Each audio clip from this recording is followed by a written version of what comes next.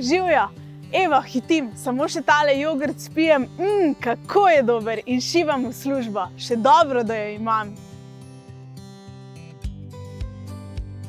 Rada imam svojo službo in vse bi naredila, da jo ohranim. No seveda, lahko s svojimi odločitvami naredim marsikaj tudi zato, da službo pomagam ohraniti še komu drugemu. Recimo slovenskim pridelovalcem hrane.